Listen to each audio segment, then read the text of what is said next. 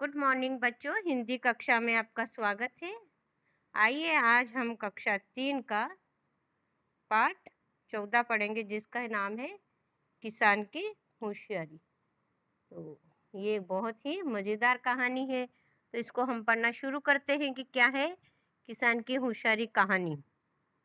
तो एक किसान अपना खेत जोत रहा था। अचानक कहीं से एक भालू आ गया।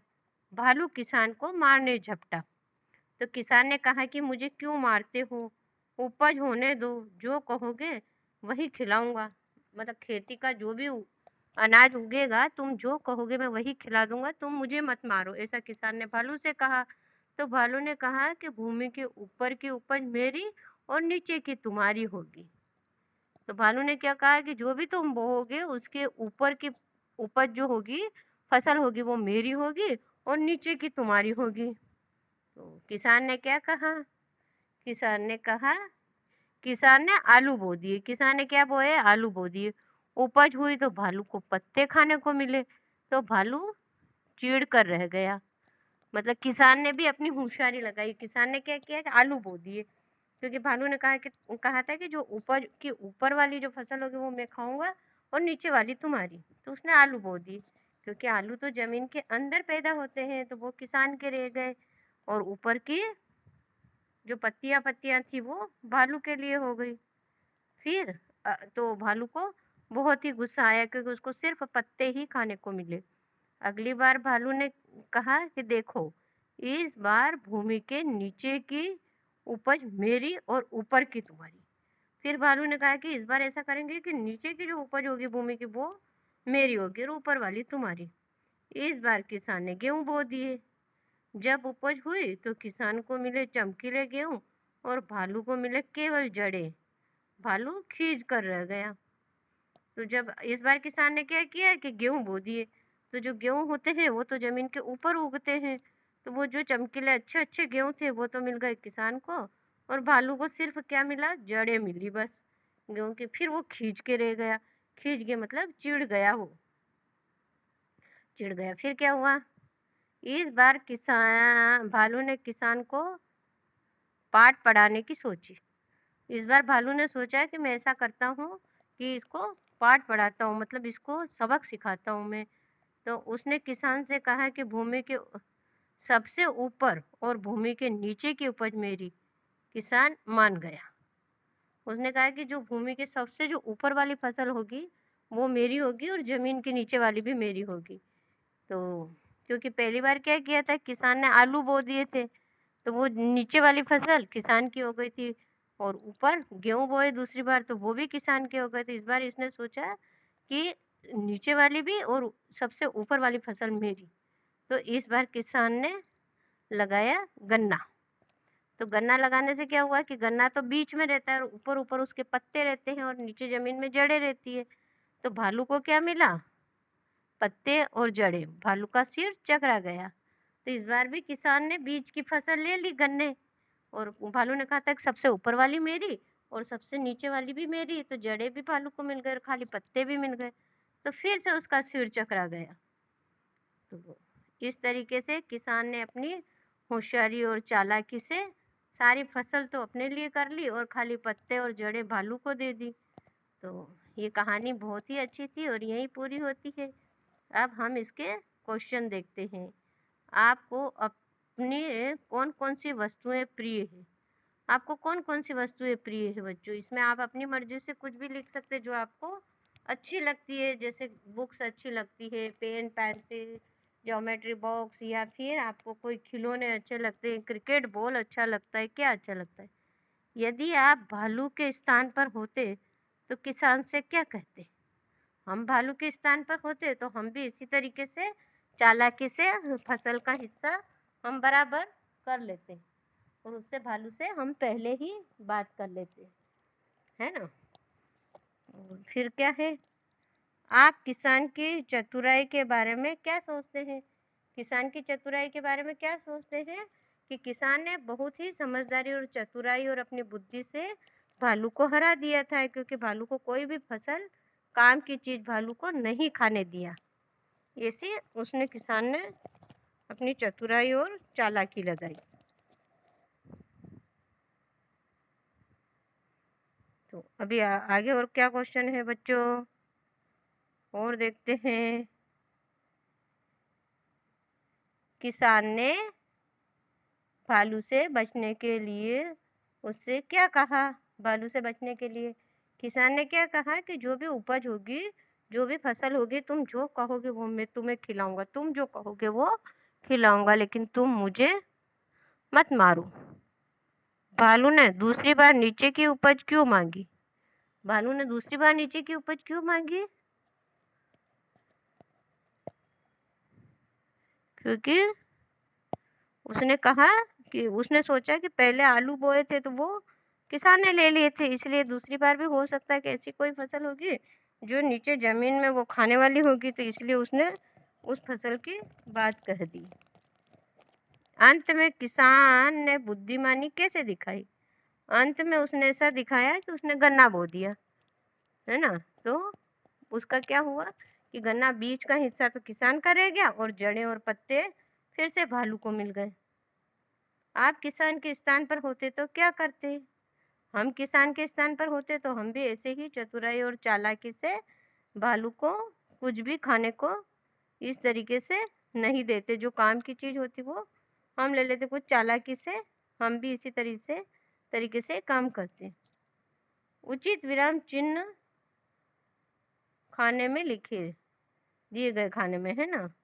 विराम चिन्ह क्या होता है? क्वेश्चन मार्क्स होता है या फुल स्टॉप होता है। तो भालू किसान पर झपटा, मुझे क्यों मारते हो? उपज आई तो भालू को पत्ते खाने को मिले, हम यह काम कैसे करेंगे? किसान को मिले चमकीले गेहूं। तो इसमें कुछ बातें तो एकदम सामान्य तरीके से कही गई है बच्चों, और कुछ बातें क्वेश्चन के रूप में पूछी गई है। तो आइए जो सामान्य बातें हैं उसके ऊपर हम फुल स्टॉप लगाते हैं। भालू किसान पर झपटा, ये कोई क्वेश्चन प्रश्न पूछा तो नहीं गया है, ये एक नॉर्मल बात है कि वो झपटा, तो इसके ऊपर हम फुल स्टॉप लगा देंगे। इसके ऊपर हम क्या लगा देंगे? इस तरीके से फुल स्टॉप लगा देंगे। मुझे क्यों मारते हो, ये क्या है? क्वेश्चन मार्क्स है, तो हम क्वेश्चन मार्क्स लगा देंगे, है ना। उपज आई तो भालू को पत्ते खाने को मिले, ये भी एक नॉर्मल बात कही गई है, तो हम इसके ऊपर भी फुल स्टॉप लगा देंगे। हम यह काम कैसे करेंगे, ये क्या है? क्वेश्चन पूछा गया है, तो हम इसके ऊपर भी क्वेश्चन मार्क्स लगा देंगे। किसान को मिले चमकीले गेहूं, ये भी एक सामान्य बात है, तो इसके ऊपर भी हम फुल स्टॉप लगा देंगे। तो इस तरीके से हमने यहाँ पर कुछ फुल स्टॉप और कुछ क्वेश्चन मार्क्स लगाए हैं। अब आइए हम पढ़ना शुरू करते हैं।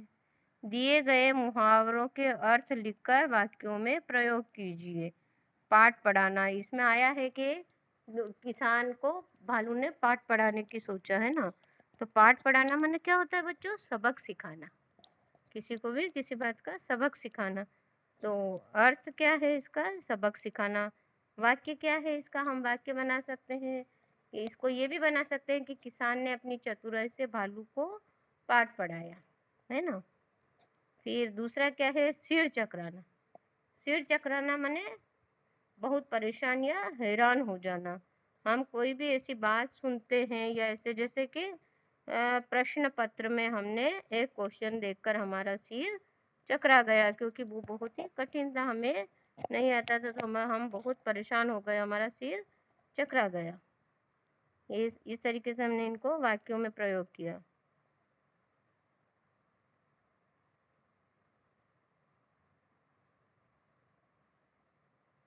यदि भालू आगे भी हार न मानता तो किसान क्या करता? कल्पना करके बताइए। ये काल्पनिक प्रश्न है कि अगर वो नहीं मानता तो फिर किसान क्या करता?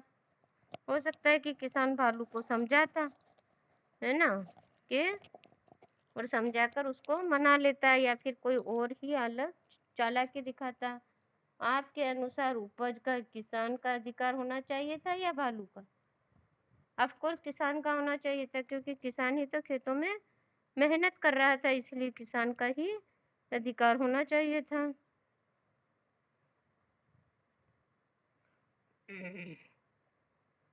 अब हमें ये कुछ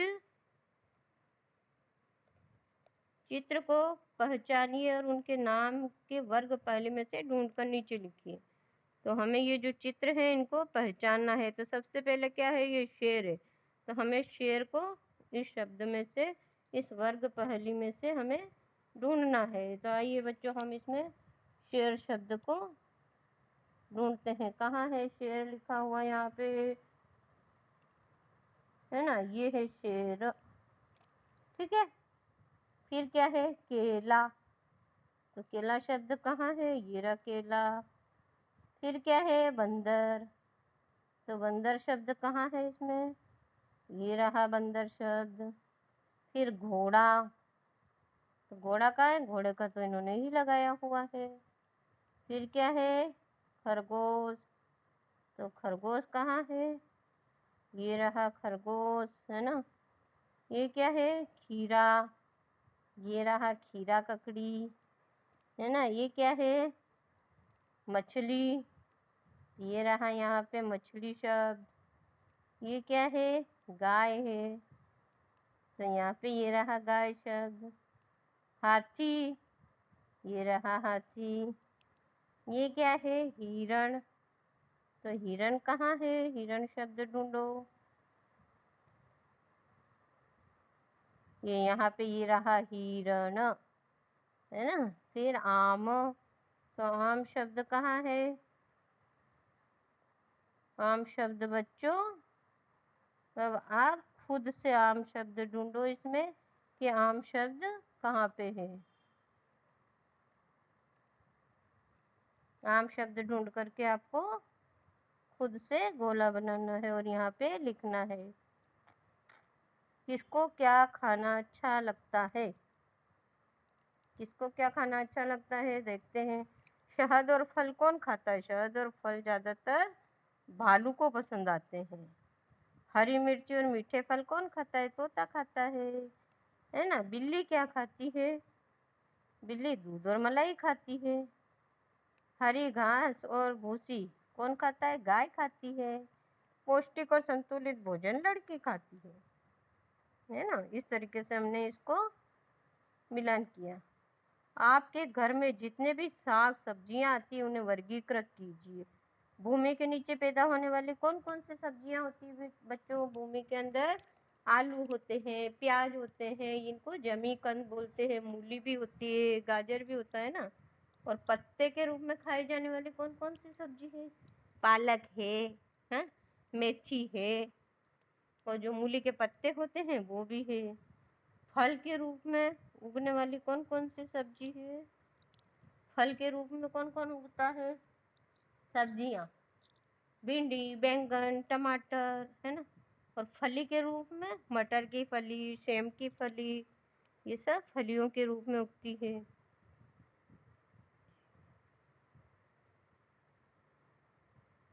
कल्पना कीजिए कि कहानी वाला भालू आपके स्कूल में आया है। आपके और भालू में क्या बातचीत करेंगे, आप और भालू, है ना। आप पूछेंगे, भालू आ जाएगा स्कूल में, तो आप उससे क्या पूछेंगे कि भालू भालू तुम स्कूल में क्यों आए हो।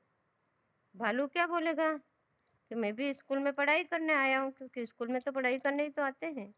फिर आप बोलेंगे कि जो वो कहानी वाला ही भालू है ना, तो आपको याद आएगा कि आप पूछेंगे क्या तुमने पहले कुछ पाठ पढ़ा है, तो भालू क्या बोलेगा कि हाँ मैंने पाठ पढ़ा है, चतुराई और चालाकी से काम नहीं लेना चाहिए, इसके बारे में मैंने, तो क्या तुम्हें वो याद है, बोले हाँ मुझे याद है। इस तरीके से आप अपनी कल्पना से इसमें कुछ भी भालू से बात कर सकते हैं।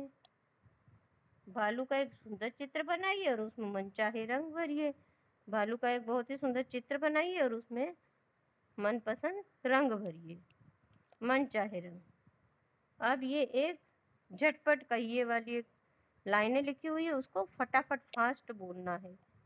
क्या लिखा गया है, ऊंट ऊंचा ऊंट, ऊंचा ऊंट, ऊंट ऊंचा ऊंचा ऊंट, ऊंची ऊंट की पीठ, पीठ ऊंची, पूंछ भी ऊंची, ऊंची पूंछ, ऊंचा ऊंट। ये आपको फास्ट फास्ट बोलना है, तो इसकी प्रैक्टिस करनी बच्चों। तो ये पाठ हमारा यहीं पे पूरा हो जाता है, जो कि एक बहुत ही चतुर और चालाकी से किसान ने अपनी फसल को कैसे बचाया, ये इस कहानी में बताया गया है। तो मुझे उम्मीद है कि बच्चों ये कहानी आपको बहुत पसंद आई होगी, और ये कहानी हमारी यहीं पूरी होती है। थैंक यू बच्चों, मिलते हैं हम फिर अगली कक्षा में।